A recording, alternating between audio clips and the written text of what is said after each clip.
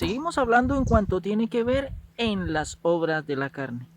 Según Gálatas capítulo 5, versículos 19 al 21, hemos visto 6 obras de la carne. Y hoy veremos la séptima obra de la carne llamada enemistades.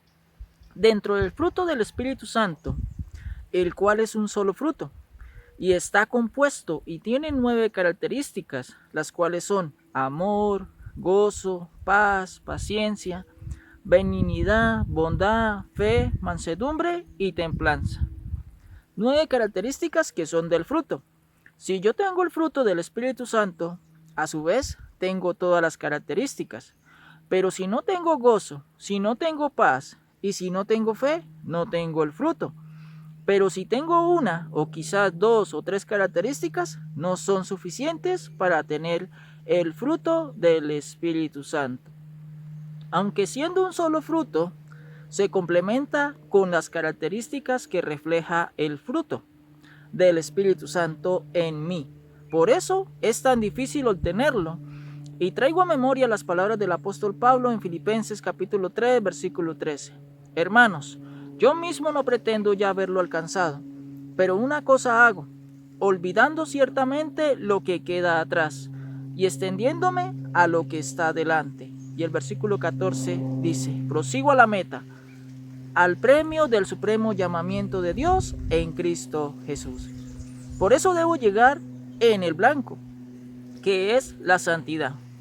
La santidad es una meta y por eso tenemos una lucha constante. Si fuésemos perfectos, no necesitaríamos del sacrificio de Cristo. Pero como dijo Pablo, tú y yo somos pecadores y por eso proseguimos al blanco. En la carta a los Gálatas, en el capítulo 5, versículo 20, dice, idolatría, hechicerías, enemistades, pleitos, celos, iras, contiendas, disensiones, herejías. Ya vimos las hechicerías que se basan en el espiritismo, los amuletos, los agüeros, la adivinación y los sueños. Y que Dios en algún momento utilizó a través de los sueños para transmitir verdades con respecto a su reino.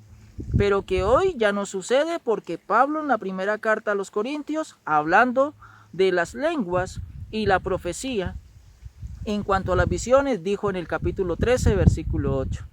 El amor nunca deja de ser, pero las profecías se acabarán, y cesarán las lenguas y la ciencia acabará. El versículo 9 dice, porque en parte conocemos y en parte profetizamos. Y el versículo 10 termina diciendo, mas cuando venga lo perfecto, entonces lo que es en parte se acabará. Esto quiere decir, del cuando se obtuvo todo el conocimiento pleno de Dios, el conocimiento de Jehová se completó. Todo y ya no falta nada, y no puedo añadirle nada porque su perfección es total. Cuando la revelación estuvo completa, como lo dice Pedro en su segunda carta de capítulo 1, versículo 20, entendiendo primero esto, que ninguna profecía de la Escritura es de interpretación privada. Y el versículo 21 sigue diciendo, porque nunca la profecía fue traída por voluntad humana, sino que los santos hombres de Dios hablaron siendo inspirados por el Espíritu Santo. Y esto quiere decir de que es a través de la Escritura en que debo comprender y entender el propósito de Dios. Y esa Escritura que Dios inspiró, yo no puedo darle la interpretación que yo quiera. ¿Cómo interpretamos la Biblia? Por la misma palabra. Lo que no entiendo en el libro del Apocalipsis, debo ir a los evangelios y a las cartas paulinas, porque el apóstol Pablo es quien revela el misterio del evangelio y nos permite aprender muchas cosas. En el orden de Pablo, según Gálatas capítulo 5, versículo 20, después que Pablo habla de las hechicerías, sigue hablando de las enemistades.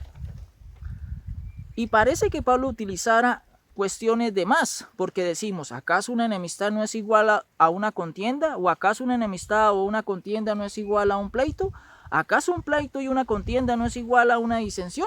Y podríamos decir, ¿para qué hablamos de eso si con enemistad lo hablamos todo? Pero Pablo habla de enemistades, y Pablo le está hablando a siervos de Dios, a una iglesia. Pablo nos está diciendo de que yo como cristiano puedo caer en una obra de la carne que se llama las enemistades.